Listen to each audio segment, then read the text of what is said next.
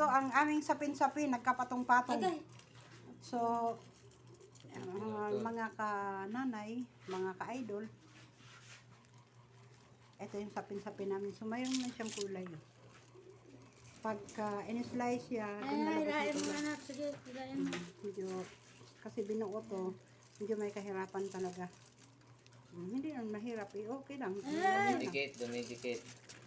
Nadikit daw, nadikit. Ayan, ang ganda ng kulay. Nakita niyo na. Okay. Okay. Huwag dyan. Ang ganito kalaki, ito large din katulad ng pinos ko kanina. 350 din.